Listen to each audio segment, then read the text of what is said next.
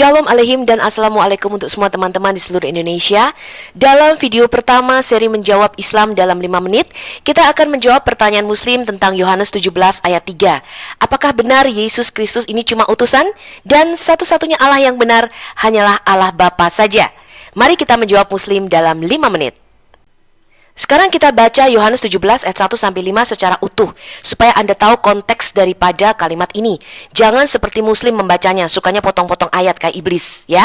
Demikian kata Yesus, kemudian dia menengadah ke langit dan berkata, Bapa, sudah tiba waktunya, muliakanlah anakmu, supaya anakmu memuliakan engkau. Sama seperti engkau telah memberikan kepadanya kuasa atas segala yang hidup, demikian pula dia akan memberikan hidup yang kekal kepada semua yang telah engkau berikan kepadanya.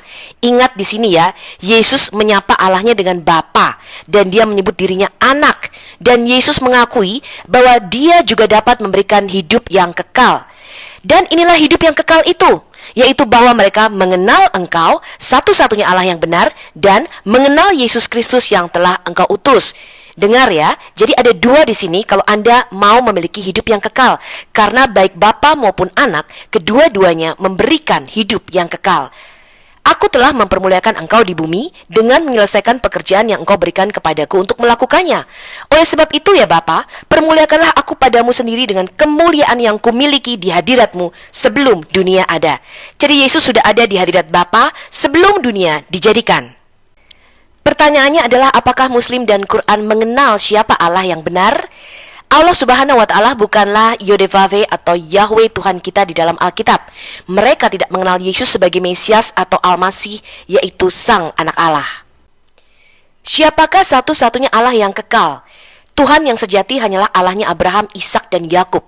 Kata satu-satunya di dalam Yohanes 17 ayat 3 di ayat ini menunjukkan komparasi atau perbandingan dengan Allah bangsa-bangsa lainnya yang adalah berhala. Ini merupakan hukum yang terutama di Keluaran 20 ayat 3. Jangan ada padamu Allah lain di hadapanku. Tidak ada Tuhan di luar Allahnya Israel. Saya kasih 3 ayat ya, Yesaya 43 ayat 11. Akulah Tuhan dan tidak ada juru selamat selain daripada aku. Yesaya 45 ayat 5. Akulah Tuhan dan tidak ada yang lain kecuali aku. Tidak ada Allah. Yesaya 44 ayat 6. Beginilah firman Tuhan, Raja dan Penebus Israel, Tuhan semesta alam. Akulah yang terdahulu dan akulah yang terkemudian dan tidak ada Allah selain daripadaku. Jadi jelas ya, Yohanes 17 ayat 3 menyatakan bahwa di luar Allahnya Israel adalah berhala. Ini adalah hukum yang pertama dan yang terutama. Di Keluaran 20 ayat 3. Jangan ada padamu Allah lain di hadapanku. Lo yihi lecha Elohim akrim alpenei. Lalu siapakah Allah dan Tuhan yang disembah oleh orang Muslim? Muslim tidak menyembah Bapa, yaitu Allah Abraham, Ishak, dan Yakub, Yodevave, Tuhan kita. Mereka menyembah Tuhan negeri Mekah, pemilik batu hitam Ka'bah. Dan ini adalah bentuk penyembahan berhala atau paganisme. Kita baca ya di Quran surah An-Naml, surah 27 ayat 91.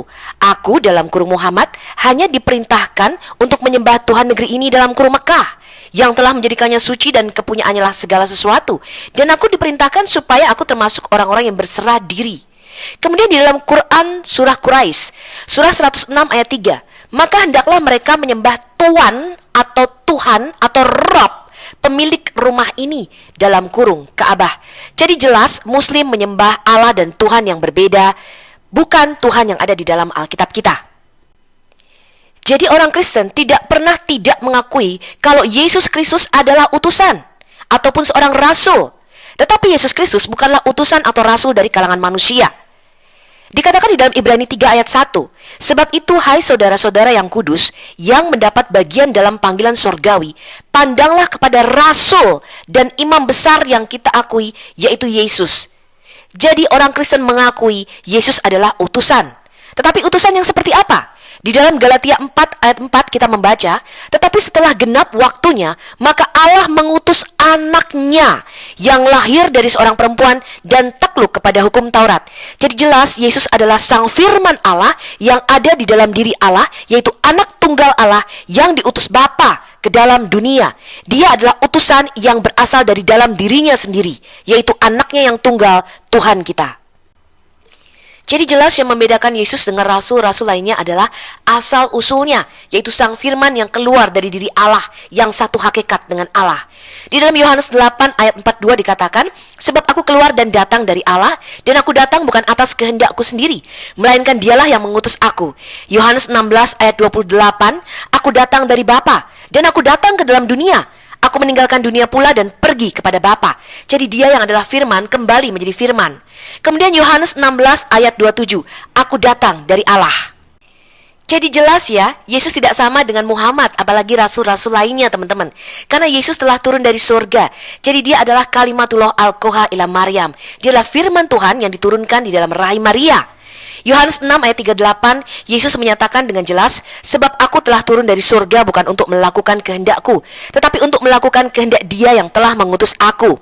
Yohanes 6 ayat 51, akulah roti hidup yang telah turun dari surga. Jikalau seorang makan dari roti ini, ia akan hidup selama-lamanya. Yohanes 3 ayat 13, tidak ada seorang pun yang telah naik ke surga selain daripada Dia yang telah turun dari surga, yaitu Sang Anak Manusia, Mesias. Yohanes 8 ayat 23, lalu Yesus berkata kepada mereka, kamu berasal dari bawah, aku dari atas. Kamu dari dunia ini dan aku bukan dari dunia ini. Jadi jelas ya, Yesus Kristus adalah Sang Firman yang satu hakikat dengan Bapa yang diutusnya ke dalam dunia. Bahkan di dalam Quran dikatakan dia adalah kalimatullah al-Qoha ila Maryam dan rohullah, yaitu firman Allah yang diturunkan di dalam rahim Maryam dan juga roh Allah itu sendiri. Inilah gelar daripada Isa al-Masih di dalam Quran. Inilah keilahian Yesus sebagai Sang Firman yang menjadi manusia. Di dalam Yesaya 48 ayat 16 dengan jelas dikatakan, Sang Firman itu diutus oleh Bapa dan Rohnya.